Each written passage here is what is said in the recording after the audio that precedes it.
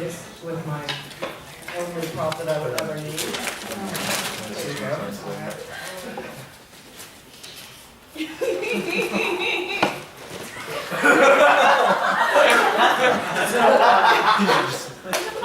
I had a joke. I just finished, literally just, finished putting together my routine, and there was one joke that I could not fit into it for the life of me that I really wanted to tell, but it actually just came up. Not being able to drive on the left side of the road. And this is a completely true story, and it's impossible to make this story up. I was walking across UPenn's campus. It was night, and there was a group of girls going to a party, walking past me, and this is the only snippet of conversation I heard, and then they said to me, "You can't drive on the left side of the road." And I said, "Well, then why is there a left side of the road?"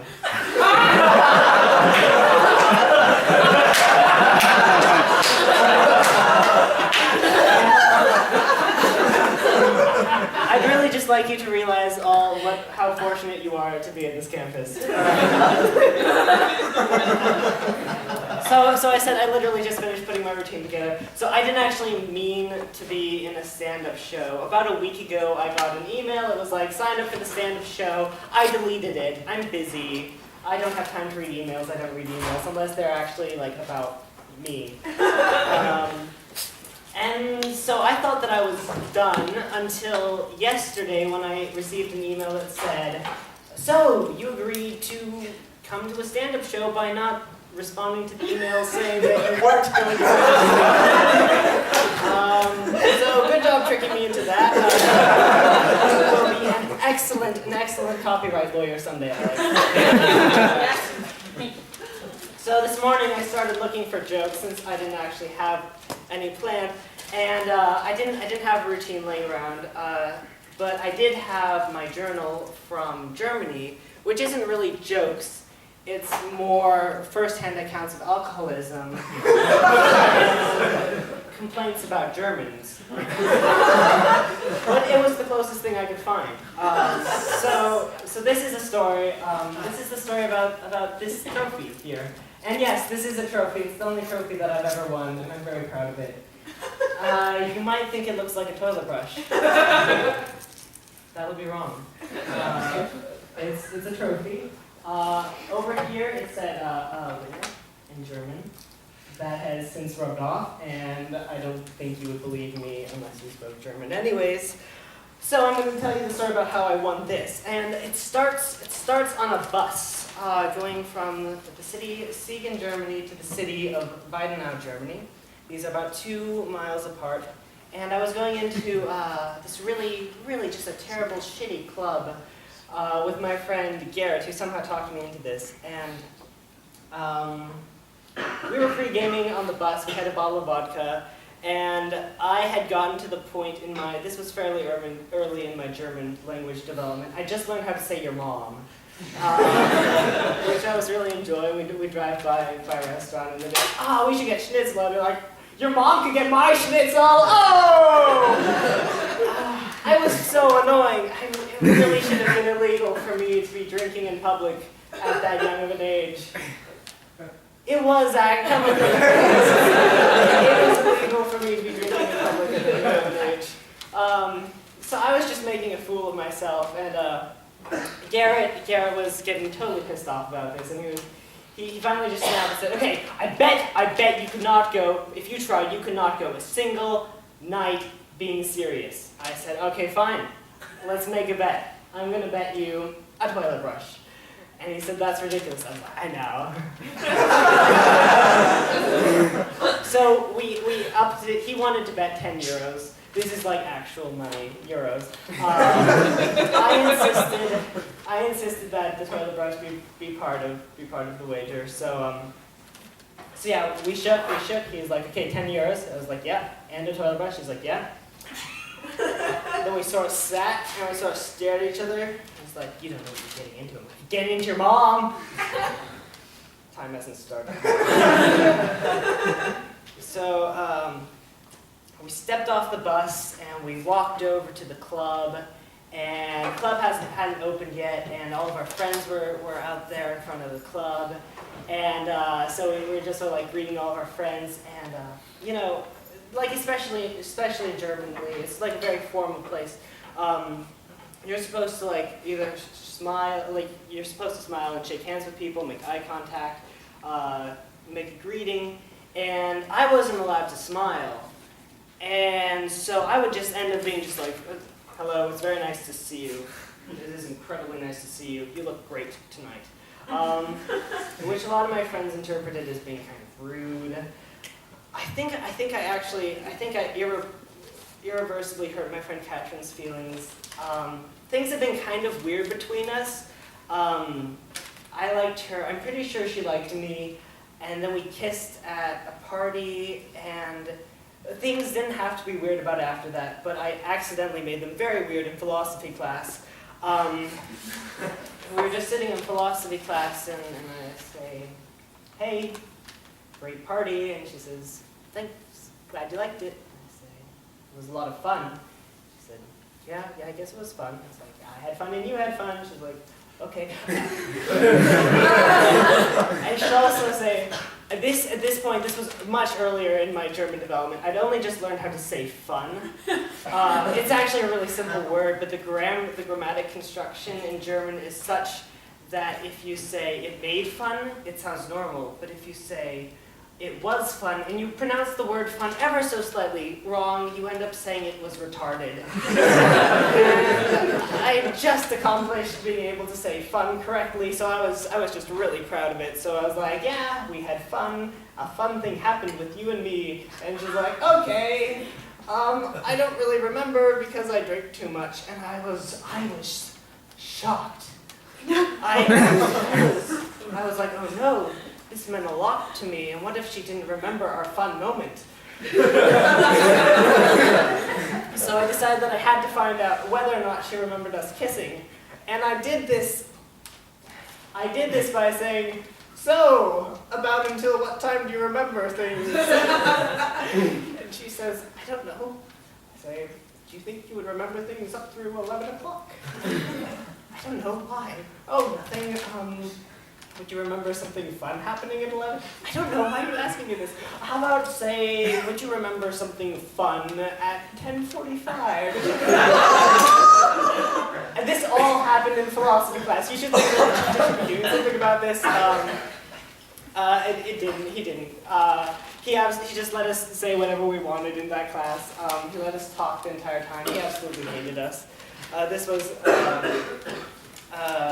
one of the worst teachers I've ever had. And he was probably the least inspiring teacher. It's not just that he was bad, he was the least inspiring teacher. He said, never, ever study philosophy. I know that there's at least one philosophy major in the audience. This is for you. He said, never, ever study philosophy because the only job for a philosophy major is being a philosophy teacher.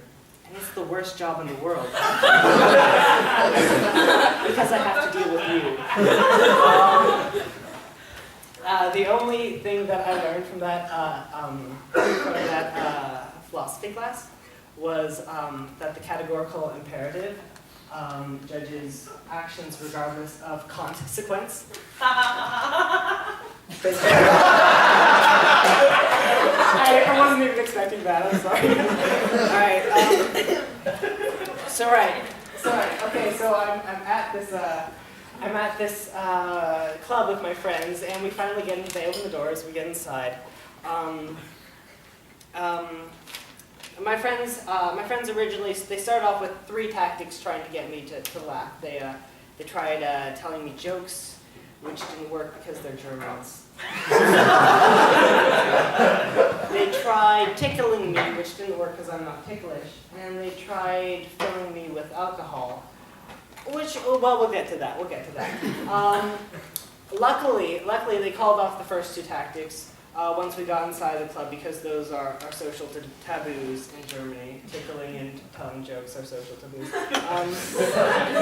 So they relied at that point entirely on just feeding me alcohol.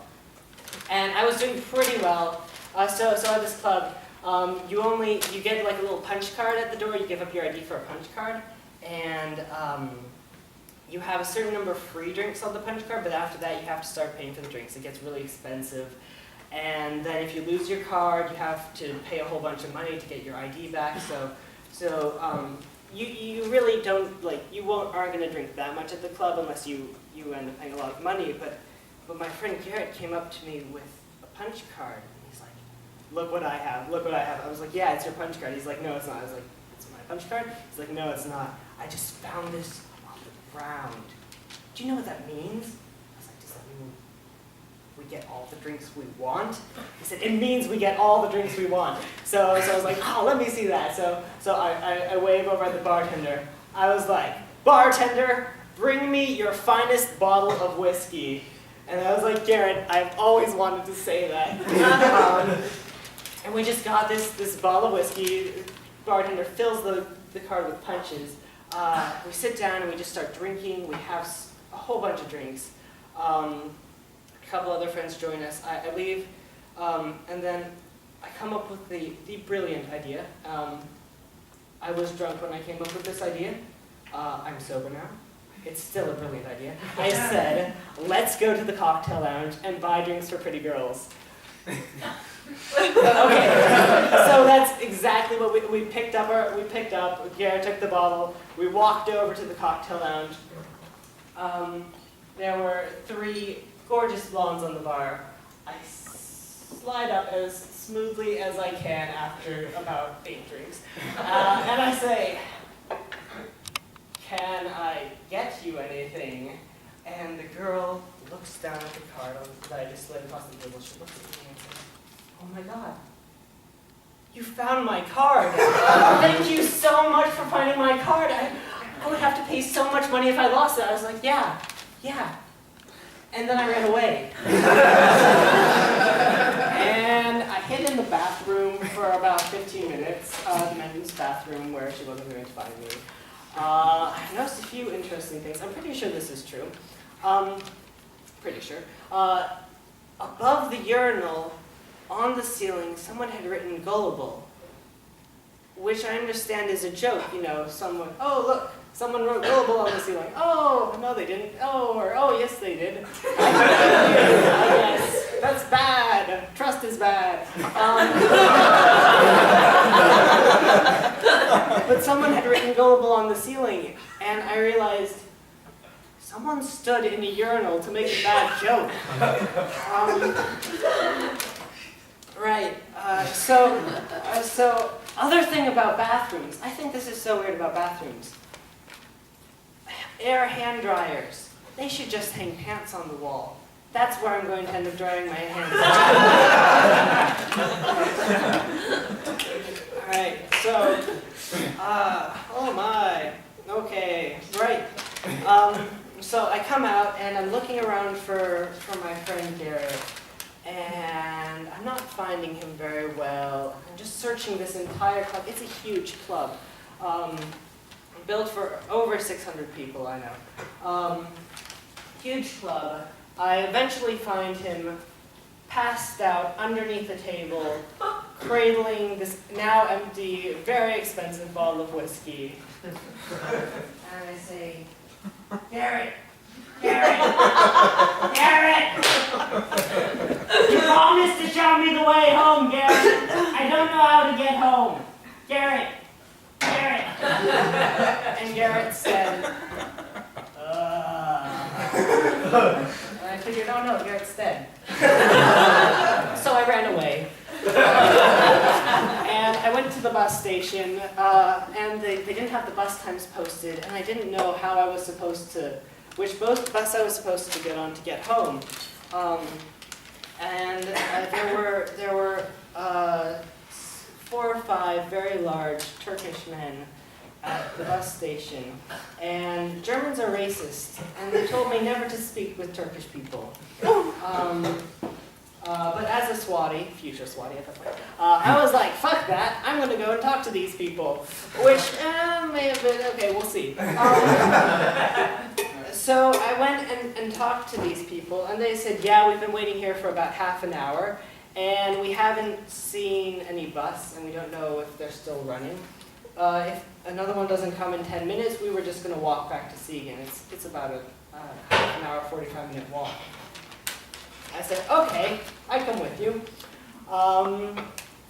Nothing happens for about 10-15 minutes, so we start walking back, and one of the guys can tell that I'm like visibly uncomfortable around these people, around him and his friends. They're actually lovely people, but they were just very large, and they were in big black sweatshirts, and they were just visually intimidating fellows. And so one of them, trying to reassure me, says, no, you can trust us, here.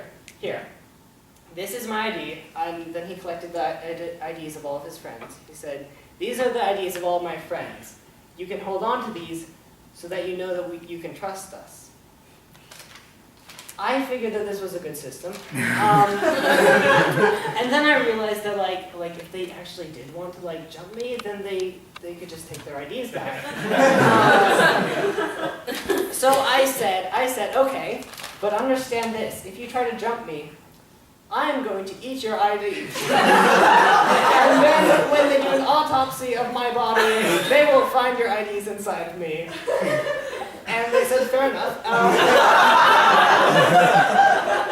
And so I was walking like a few steps in front of them, and like I realized these are like big laminated cars. I'm like, oh man, how am I going to swallow one of these? I could chew them up, but then would they be legible anymore? And like I'm trying to like watch behind me, and like I'm getting like really anxious.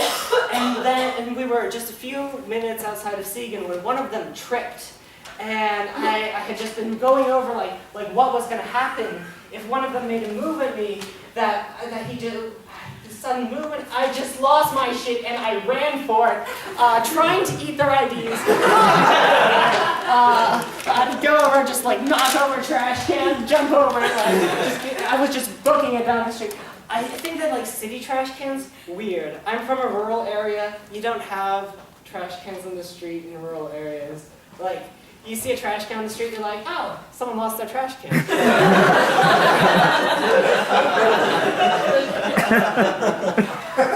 I just ran, so I ended up just losing these IDs all along the street.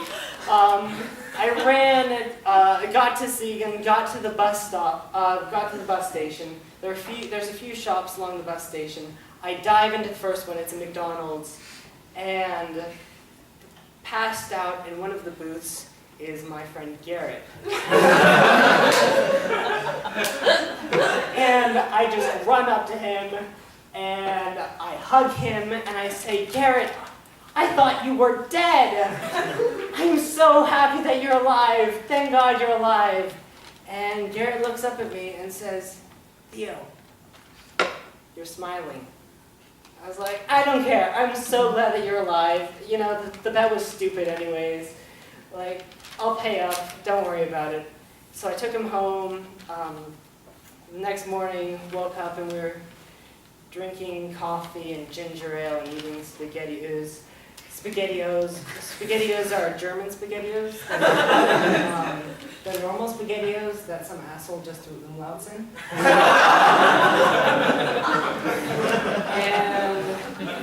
And we're talking, and he's like, what happened last night? I drank like an entire bottle of whiskey. He's like, yeah, how did you know? He said, the last thing I remember about that night, we were making some sort of a bet. Do you remember what that was? I was like, yeah, we bet that I wouldn't smile all night. He's like, well, did you? I was like, no. And this is the first trophy that I ever won.